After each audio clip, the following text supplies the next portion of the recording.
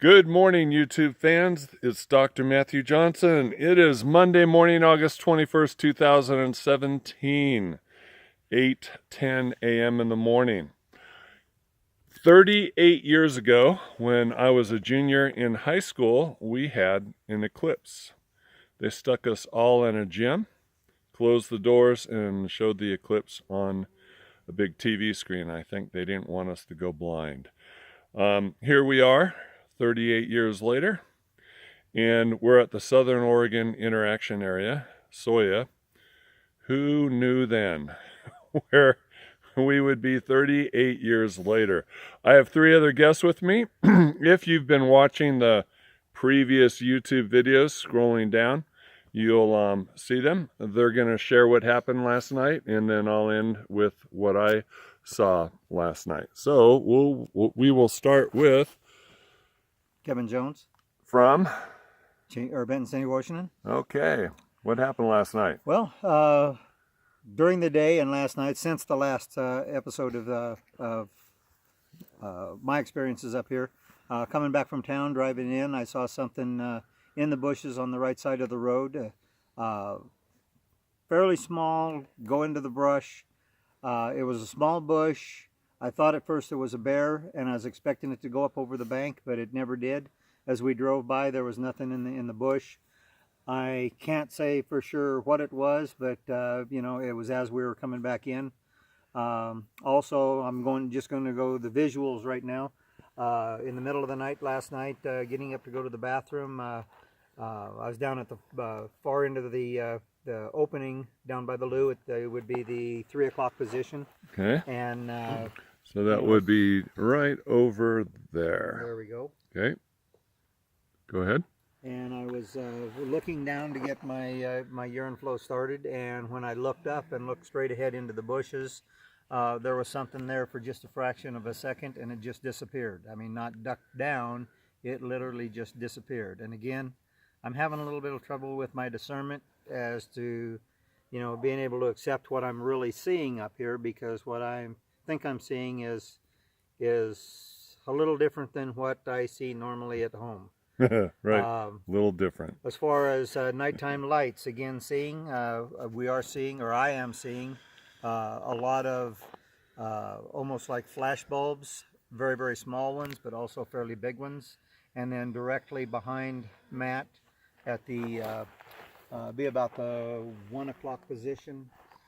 If you look up, Matt, at the tall pointy tree there, right there, yes, numerous times last night before we went to bed, and several times after we went to bed, I would see, a flash in the sky. We have enough smoke in the air now, so it's almost like a light on the ground shining up at the and reflecting off the smoke.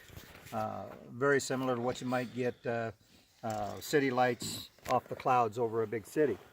But there were multiple flashes last night, just about all night long. I'd say total, I've probably seen 30 flashes. Oh, okay. But, you have to be kind of looking up and looking around exactly when they go off. As far as audio, can I ask you a question about the flashes? Sure. Any thunder clouds in the area? Absolutely no thunder clouds. No thunder, lightning? Nope, not even dry lightning. Nevertheless, there were 30 flashes approximately. Yeah, easily 30, possibly more, that I witnessed. Right, yeah. And, in the audio range, I'm hearing cracks that sound like tree breaks, like something stepping on a limb, a fairly big limb and breaking it. But also, they don't quite have the quality of, if I hear, somebody walking around out there, or I see them walking and stepping on something and break, there's a different quality to the snap, which doesn't leave me convinced that what they actually did was step on a branch. It's some other type of a snap going on out here. That's hard for me to put into words. Also, before going to bed, I could hear something walking around. It's pitch dark. I can't see anything. Mike over there wearing quite dark clothing last night. I would call his name, and 9 times out of 10 he would answer, and he was right where I was hearing the footfalls. But after going to bed, or after everybody went to bed, I could hear something walking around, I'd let it walk by, and then I'd, get the idea maybe I better check, and I would roll over and look, and everybody was in their cot, and I could still hear something walking down towards the loo, and that was probably at least 5 to 6 times last night that I heard something walking around that I visually checked to confirm that everybody was in their cots. Bipedal walking around, not deer walking around. That's correct. Yeah, okay. Heavy footfalls. Heavy footfalls.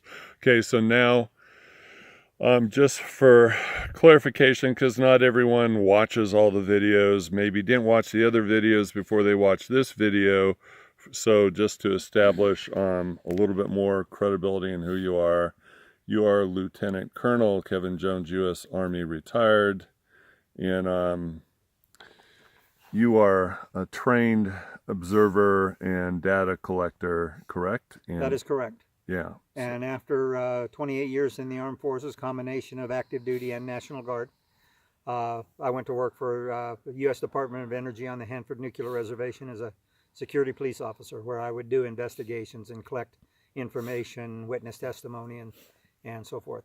And you've also been with the BFRO and investigate Bigfoot reports. With the BFRO, I actually investigated only one report. You ran their expeditions. The rest of the time, I spent 3 years doing leading expeditions for Matt Moneymaker, and then about 4 years training people or coaching people to lead expeditions. And while I was doing that, I was providing the support package for multiple expeditions. And one last question, and then I'm going to move on to the other two gentlemen.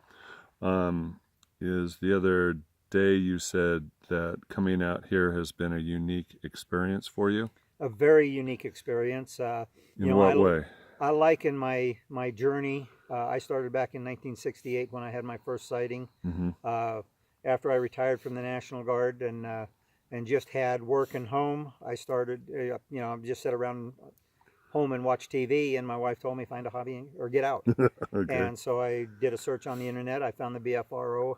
I went on 3 expeditions in 2004, and I've been on the run ever since, trying to figure out, what we were dealing with out here in the woods. And it's like I've, pretty much completed a level of education, and now coming out here, it's like I'm going into some sort of an advanced degree.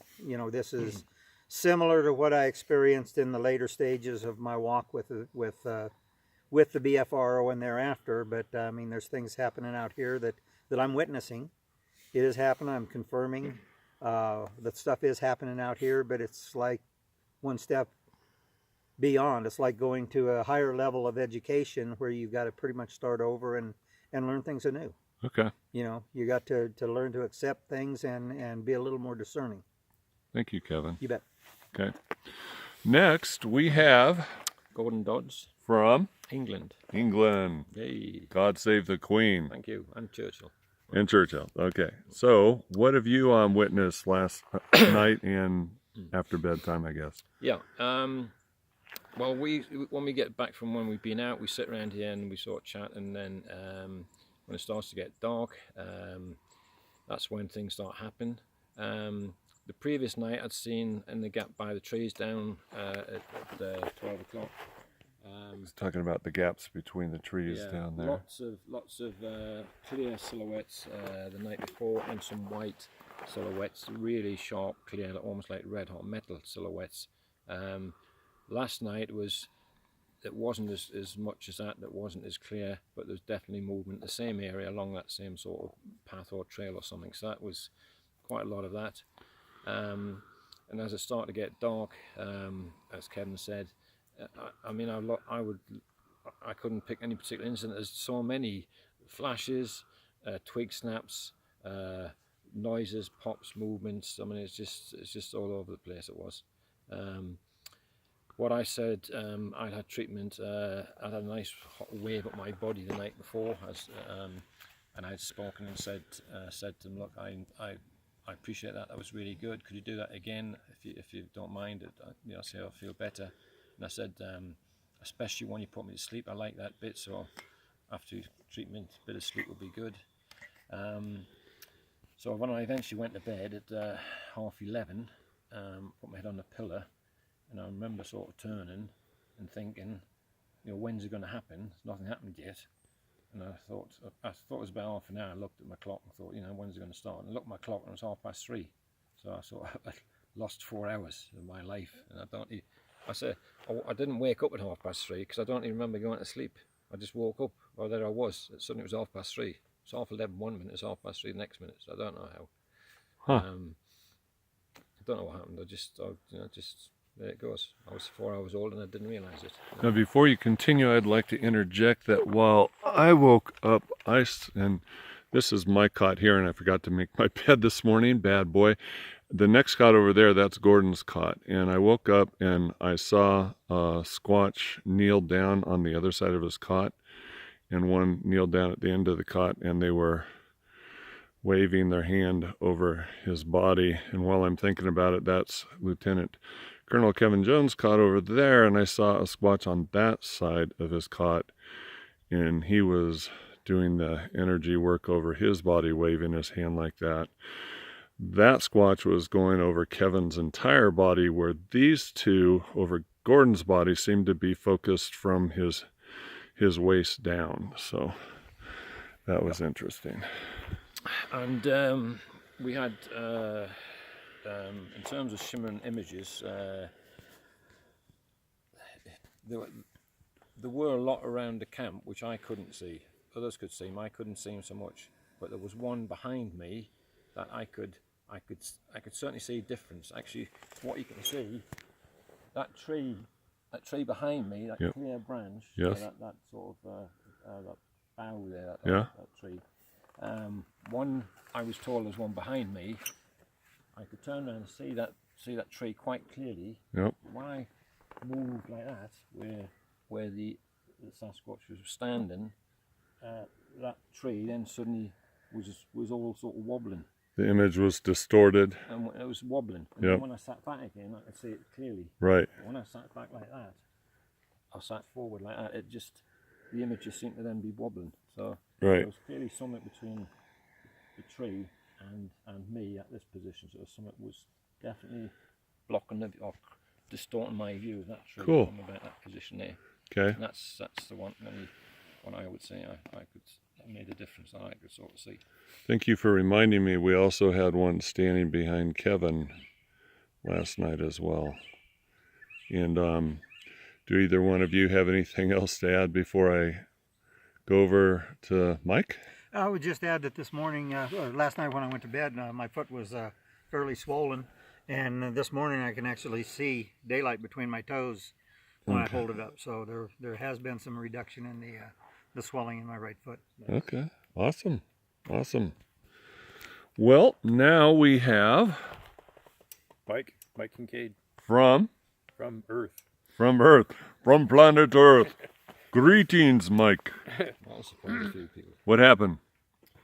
Actually, one thing that happened yesterday when Steve was leaving is we were all sitting in a semicircle, and Steve says, "Wow, it'd sure be nice if I could get a tree pop before I leave." And it happened just like that, right on request. now he doesn't hear very well, so he didn't hear it. Yeah. But all three of us sitting right next to him, we're like, "Dude, you just got your tree pop." And he's like, "I did?"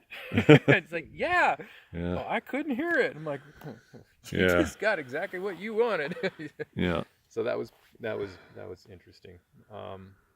And then when it got dark last night, Matt was over here in the 12 o'clock position, and I was standing behind him, and I was looking up at the sky, and it's still smoke-filled air, but suddenly the sky just kind of got brighter and dimmer again, like a flash of light. Mm-hmm. And I'm like, I don't really trust my eyes at night, so I'm like, But Matt said, did the sky just flash? And I'm like, yeah, you saw it too. So yeah, the sky just went pop like a flash of light. Mm-hmm.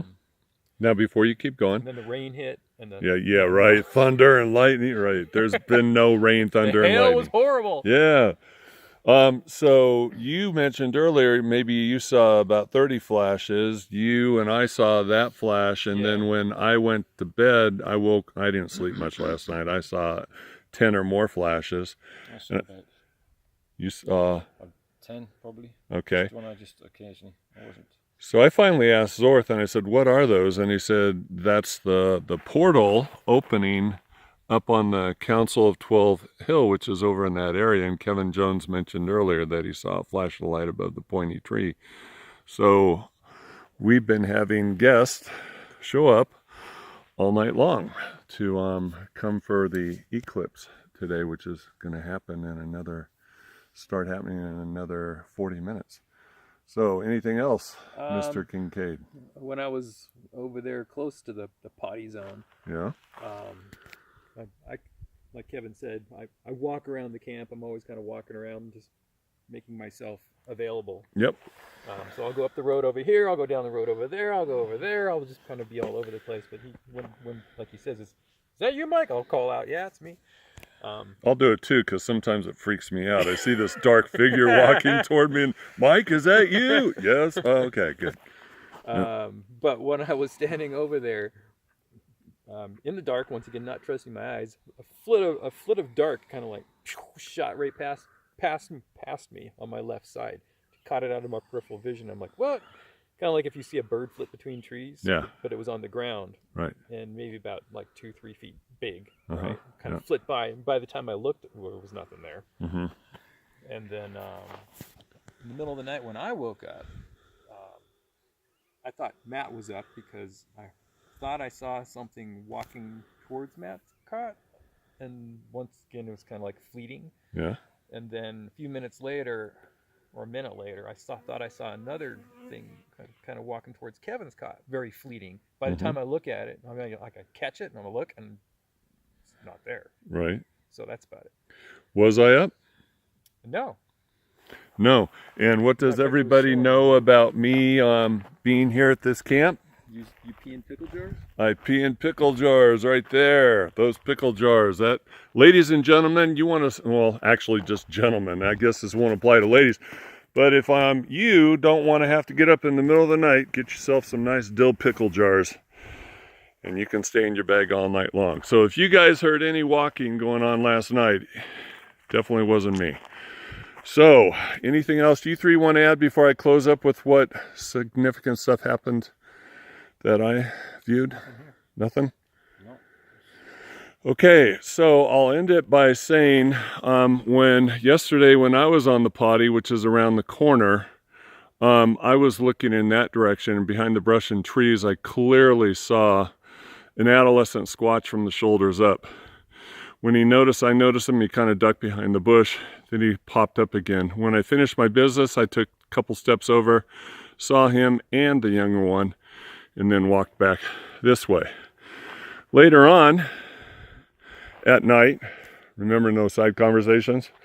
Later on at night, I walked in here and I was playing music, and I had one walk right up to me, heard the footsteps come right up to me, could see the shimmering image. It was a good 8-9 feet tall. I stuck my hand out and it touched my hand and sent an energy wave up my body. Also saw several cloaked images surrounding us all around the camp, almost shoulder to shoulder, of various heights, including the two that were standing behind Gordon and Kevin. And then one last thing is when I was walking around camp, which I do in a circular motion when I play my music, right at this spot, I had a young one grab a hold of my pant leg by my ankle, my right ankle, for about 10 seconds, and then finally let me go, which was pretty cool. And I'm sure there's lots more going on, but we're going to get ready to go up on the Council of 12 Hill and celebrate the, Yes, Mikey, do you have a question? Stretching, man. Okay. Like your dog right now. Okay, yeah, just like Zeus, the official mascot of Team Squatching USA. Anyway, we're going to get ready to go celebrate the eclipse holiday with the Janu, and we'll do some additional filming up there. This is Dr. J signing off.